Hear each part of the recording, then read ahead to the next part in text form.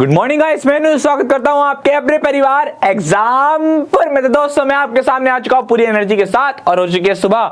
और हम जैसा कि डेली करते हैं वोकैबुलरी धमाका। डेली सुबह 5:30 बजे हम काम कर रहे हैं इमेजेस पे। इमेजेस पे कैसे? मतलब मैं आपके सामने वोकैबुलरी करा रहा हूं लेकिन इमेजेस के साथ। जैसे मैं अगर आपसे बोलता हूं BMW कार, तो आपके माइंड में ऑटोमेटिकली एक इमेज बन जाएगी BMW कार की। तो क्यों ना आपको, क्योंकि आप सभी जानते हैं कि हमारे जो माइंड होता है वो इमेजेस में सोचता है। अगर आपको जो चीजें इमेजेस में याद कराई जाएं तो कितना फायदा होगा, क्योंकि हमारे सामने हम वर्ड को और इमेज को लिंक कर देंगे। लिंक करने से क्या फायदा होगा, आपको चीजें लंबे टाइम तक स्टोर रहेंगी। आज हम कवर करने वाले हैं आपके इडियम एंड फ्रेजेस। उससे पहले आपको एक बात बता दूं कि एग्जाम्पल की टेस्ट सीरीज आ चुकी है। काफी टाइम से मैं एक आपको बात बता रहा हूं, बहुत टाइम हो चुका है। अगर आपने टेस्ट सीरीज नहीं ली है तो आप इसको जल्दी से जल्दी ले लीजिए। ये आपके लिए बहुत इंपॉर्टेंट है, क्योंकि आप प्रैक्टिस कैसे करेंगे, आपको एग्जाम्पल की टेस्ट सीरीज लेकर ही बहुत अच्छे से आप इसको तैयारी कर सकते हैं। क्योंकि देखिए, आप कितना भी पढ़ लें, कितनी भी अच्छी हमारी प्रिपरेशन हो, लेकिन हम उसको चेक कैसे करेंगे? कैसे? टेस्ट सीरीज से। और अगर आपको टेस्ट सीरीज का परेशानी हो रही है उसको लेने में, तो हमारा व्हाट्सएप नंबर भी है एग्जाम्पल का, आप वहां पर कॉल करके पूछ सकते हैं कि भाई आप टेस्ट सीरीज कैसे ले। और जो टेस्ट सीरीज का जो लिंक है वो आपको वीडियो के डिस्क्रिप्शन में मिल जाएगा, उसको लीजिए, फायदा उठाइए और अपनी तैयारी में 4 चांद लगाइए। तो चलिए अपनी क्लास को शुरू करते हैं। देखते हैं हमारे सामने पहली इमेज क्या आने वाली है। आपके सामने एक इमेज आएगी, इमेज को सोच करके मैं आपको एज्यूम कराऊंगा कि भाई क्या क्या हो सकता है, क्या क्या चीजें इससे निकल करके आ सकती हैं। और फिर जब हम क्वेश्चन लेंगे इडियम का, तो देखना आपको बहुत मजा आएगा और आपको लगेगा कि भाई हाँ, ये जो पिक्चर थी हमारे माइंड से एकदम फिट हो गई। क्लियर? तो चलिए सर पहली इमेज लगा दीजिए। चलिए शाबाश। अब देखते हैं, आपको प्रैक्टिस कराता हूं कैसे करेंगे। जो बच्चे पहली बार आए हैं क्लास में वो जरा ध्यान से सुनेंगे, और जो रेगुलर हैं वो भी बहुत ध्यान से सुनेंगे।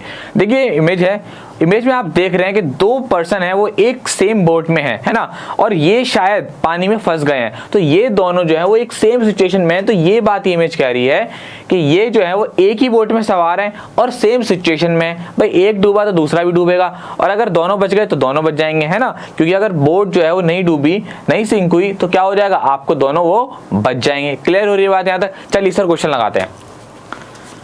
ओके, तो आपके सामने क्वेश्चन आ चुका है पहला, sail in the same boat. पहले आपको एक बात और बता दूं, ये सभी क्वेश्चन आपके प्रीवियस एग्जाम में आए हुए हैं, क्योंकि अब एसएससी के एग्जाम स्टार्ट हो गए हैं तो हमने एसएससी को पकड़ रखा है। लेकिन आप ऐसा ना सोचे कि आप एनडीए की तैयारी कर रहे हो तो वहां आपके लिए इंपॉर्टेंट नहीं है। बिल्कुल इंपॉर्टेंट है, बहुत अच्छे इडियम है, एग्जाम के पॉइंट ऑफ व्यू से बहुत इंपॉर्टेंट है, क्योंकि एग्जाम में आए हुए हैं। क्लियर हो रही है बात? तो देखिए आपके सामने क्या आ चुका, क्वेश्चन आ चुका है आपके सामने, sail in the same boat. यहाँ पर आपका इडियमेटिक एक्सप्रेशन है, हमें इसका मीनिंग जानना है क्या होगा। हमारा यहाँ पर राइट ऑप्शन होगा, यहां पर आपका राइट ऑप्शन होगा C, be in the same situation. देखिए sail in the same boat है ना, sail in the same boat का मतलब होता है आपका बिल्कुल समान, एक जैसी स्थिति में होना। क्या होना? एक समान स्थिति में होना। कैसा? समान स्थिति में। मतलब अगर, कहने का मतलब ये है कि अगर कोई ऑफिस है ना, उस ऑफिस में कोई इशू आ रहा है, कोई प्रॉब्लम आ रही है, तो आप मतलब उस ऑफिस के सभी एम्प्लॉय क्या होंगे, सेम सिचुएशन में होंगे, same in the same boat होंगे। क्यों? क्योंकि अगर ऑफिस के ऊपर किसी ऑर्गेनाइजेशन में कोई प्रॉब्लम आ रही है तो सबके साथ आएगी। तो इसलिए यहाँ पर ये यूज करते हैं कि जब एक सी स्थिति में हो कोई भी जने, आपस में 2 जने 3 जने, तो वहां पर हम यूज करते हैं sail in the same boat, यानी कि एक सी सिचुएशन में होना। क्लियर हो रही है बात यहाँ तक? चलिए आगे बढ़ते हैं नेक्स्ट इमेज की तरफ। क्लियर? तो इसका ऑप्शन नंबर सी हो जाएगा। आगे बात करेंगे और शाबाश। अब ये इडियमेटिक एक्सप्रेशन है ना, तो यहाँ पर सिंपली इसको समझिए फीलिंग से, भाव से, है ना, तो वो आपको ज्यादा अच्छा लगेगा। अब आप देखिए, तो हमारा दूसरे सामने इमेज आ गया। इस इमेज में हम क्या देख रहे हैं कि एक पर्सन दूसरे पर्सन को क्या कर रहा है, डांट रहा है, बहुत ज्यादा क्या कर रहा है, उस पर गुस्सा कर रहा है, जैसे उसका बॉस उसको डरा रहा हो, ऐसा ही लग रहा है। ऑफिशियल एटमॉस्फेयर है, और जो बड़ा एक आदमी सामने खड़ा हुआ है वो दूसरे को क्या कर रहा है, डरा रहा है, हड़का रहा है, भाई ऐसा हो जाएगा, वैसा हो जाएगा, ऐसे काम करो, वैसे काम करो। तो दूसरे पर क्या कर रहा है, धमकी से दे रहा है उसे, है ना, उसको बहुत बुरी तरीके से उसका व्यवहार कर रहा है, उसको डांट रहा है सबके सामने। तो ये क्या है, ऐसे अपने एजम्पशन कर लिया कि भाई ऐसा ऐसा हो रहा है। अब हम आपके सामने क्वेश्चन लाएंगे तो आप चीजों को लिंक कर पाएंगे कि मैं क्या कहना चाह रहा हूँ। चलिए सर लाते हैं क्वेश्चन को। देखिए आपके सामने क्वेश्चन आ गया, पिक्स ऑन। वैसे यहाँ पर पूरा लिखा हुआ है, Chetan is very upset because the new manager always picks on him, है ना। तो यहाँ पर हमारा जो इडियम है उसका मतलब बताने की कोशिश कर रहे हैं, बहुत बुरी तरीके से व्यवहार करना। क्या? बहुत बुरी तरीके से व्यवहार करना, जिसके लिए हम क्या यूज करते हैं, पिक्स ऑन। क्या यूज करते हैं हम? Picks on. तो आप इमेज को देख रहे हैं, है ना, इमेज से क्या फायदा हो रहा है, चीजें आपके माइंड में स्टोर हो रही हैं, आपको ईडीएम की फीलिंग समझ में आ रही है भाई वो कह क्या रहा है ना। तो हमारे यहाँ पर ऑप्शन क्या हो जाएगा, यहाँ पर D is the right answer of this question.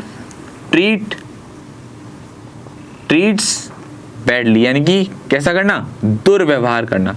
यहाँ पर लिख देता हूं, दुर्व्यवहार, बुरा व्यवहार करना। चलिए सर नेक्स्ट इमेज लगाते हैं, तो इसको आप लिख लीजिएगा, ठीक है, डी इसका ऑप्शन हो जाएगा।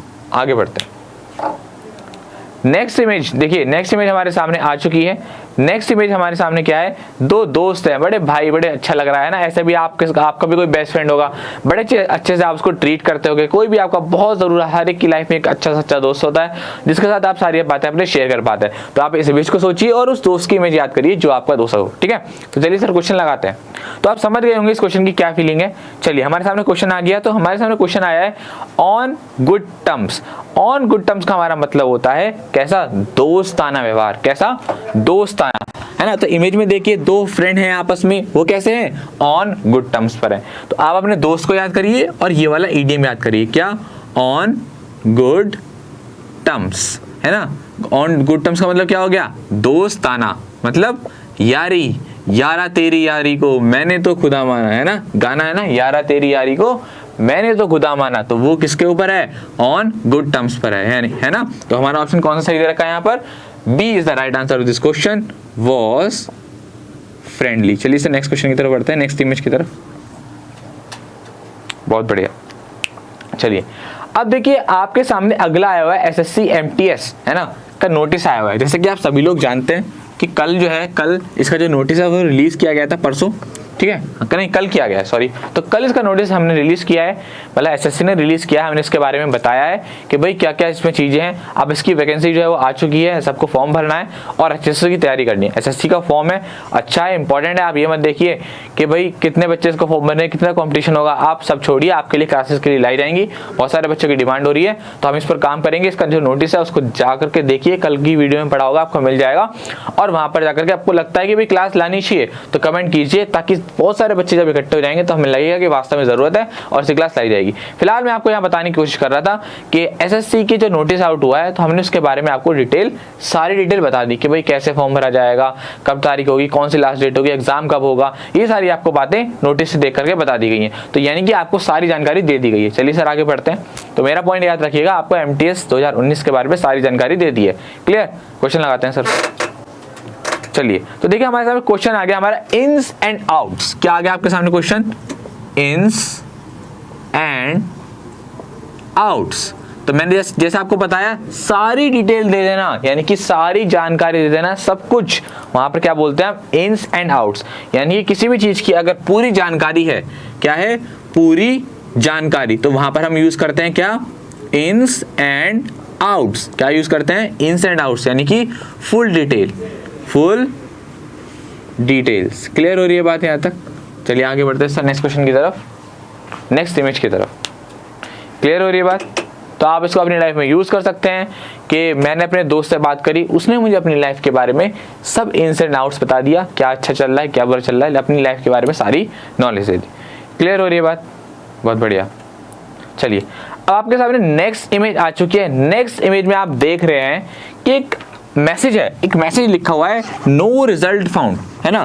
तो ये कब होता है, जब हमारे हाथ में कुछ नहीं रह जाता, है ना, सब कुछ बेकार हो जाता है। कभी कभार मान लो प्रिपरेशन कर रहे हो, दैट टाइम पर आपका एग्जाम क्लियर नहीं हुआ, तो आप बोलते हो कि कोई रिजल्ट नहीं मिला, मेरी मेहनत का कोई रिजल्ट नहीं मिला। लेकिन वो थोड़ा गलत सोचना है। आपने मेहनत करी है, आपने बहुत कुछ सीखा है, आप दोबारा से ट्राई कीजिए, रिजल्ट जरूर मिलेगा। तो हम यही कहने की बात कर रहे थे। आगे बढ़ते हैं सर, क्वेश्चन लगाते हैं इसका। देखिए आपके सामने क्वेश्चन आ गया, एंडेड इन स्मोक। क्लियर हो रही बात। अब आपको इमेज को देखना है और इमेज को देख करके इस ईडीएम को सोचना है। क्या बताने की कोशिश कर रहा हूं यहाँ पर, एंडेड इन स्मोक। क्लियर हो रही है बात यहाँ तक। तो हम इसके ऑप्शंस की तरफ बढ़ेंगे, उससे पहले आपको बता दूं, तो आपको इमेज देखनी है। इमेज में यहाँ साफ साफ लिखा हुआ है क्या, नो रिजल्ट फाउंड, यानी कि कुछ भी मिलना, कुछ भी ना लगना हाथ में। तो क्लियर हो रही है बात यहाँ तक। तो हमारे सामने क्या है इमेज, क्या है हमारा क्वेश्चन, एंडेड इन स्मोक, ठीक है, तो मेरी बात समझे आप, नो रिजल्ट फाउंड का आपको इमेज दिया गया, और अपनी लाइफ में कभी सोच लेना कि आपने कभी ऐसा कोई काम किया हो जहां पर आपको कोई रिजल्ट ना मिला हो, तो वहां पर आपको यूज करना है एंड डिडंट स्मोक। लेकिन ऑप्शंस की तरफ बढ़ेंगे, उसने क्या दे रखा है यहाँ पर, केम टू नथिंग। क्या दे रखा है उसने, केम टू नथिंग। क्लियर हो रही है यहाँ तक बात? तो इसका मतलब क्या हुआ कि कुछ भी हाथ ना लगना, कुछ भी हासिल ना होना। क्लियर हो रही है बात यहाँ तक? चलिए सर नेक्स्ट इमेज की तरफ बढ़ते हैं। शाबाश। ओके, तो अगली इमेज में क्या है, एक कार्टून आता है बिल्ला करके, है ना, उसमें वो आवाज निकालता तरह तरह की हीरो की।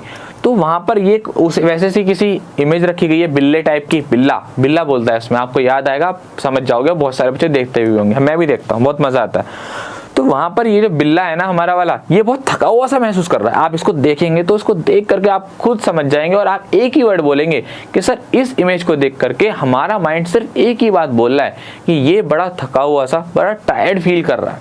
तो चलिए जानते हैं क्वेश्चन की तरह कि क्या क्वेश्चन यही बात बोल रहा है। चलिए शाबाश। तो देखिए, बहुत बढ़िया क्वेश्चन आ गया, ठीक है।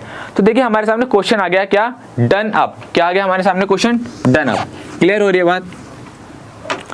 तो हमारे सामने क्वेश्चन क्या आ गया, डन अप। तो डन अप का क्या मीनिंग होता है, थका हुआ। क्या होता है मीनिंग, थका हुआ। तो ऑप्शंस के हिसाब से हमारा राइट आंसर क्या हो जाएगा, एग्जॉस्ट। क्या हो जाएगा हमारा राइट आंसर, एग्जॉस्ट। क्लियर हो रही है बात? चलिए सर नेक्स्ट इमेज की तरफ बढ़ते हैं। एग्जॉस्ट का मीनिंग होता है बहुत थका हुआ। ओहो, ये बड़ी बेहतरीन इमेज है भैया। ऐसा है, मैं लड़कों से बोलता हूँ, प्यारे भाइयों, खाना बनाना सीख लो, क्या पता आगे जाके जरूरत पड़ जाए, क्या पता जरूरत पड़ जाए, है ना। तो हो सकता है जब कभी आपको ऑर्डर मिलेगा, जाओ, मुझसे नहीं बनता खाना बना, अपने आप जाओ बना लो, खा लो। तो ये तो आपको हो सकता है आपके साथ। तो ऐसी ही इमेज बताने की कोशिश कर रही है। एक कपल है, हस्बैंड वाइफ है, आपस में लड़ रहे हैं, लेकिन बेचारा जो पति है यहाँ पर वो क्या कर रहा है, सुन रहा है। मैडम साहिबा सुना रही हैं, वो जनाब सुन रहे हैं। तो ऐसे ही हो रहा है। तो इसको क्या बोलते हैं इंग्लिश में, चले जानते हैं। आज बहुत अच्छा ये ईडियम आ चुका, आप बड़ा इंटरेस्ट भी ले रहे होंगे इसमें कि इसको क्या बोलेंगे, बड़ा मजा आएगा, क्या पता हमारे लिए आगे जाकर काम आ जाए। चलिए सर कुछ लगाते हैं इसको। देखिए बहुत अच्छा इडियम है ये, हमारे सामने आ गया कर्टेन लेक्चर। जो कर्टेन लेक्चर होता है उसका मतलब होता है रिप्रीमेंड। किसके द्वारा, वाइफ के द्वारा। रिप्रीमेंड बोलते हैं हम, किसको बोलते हैं, डांट को। क्या बोलते हैं, किसी की डांट, फटकार, उसको हम क्या बोलते हैं, रिप्रीमेंड। क्लियर हो रही है बात? तो ये जो डांट है ये पत्नी के द्वारा हस्बैंड को दी जाए, तब हम वहां पर यूज करते हैं कर्टेन लेक्चर, है ना।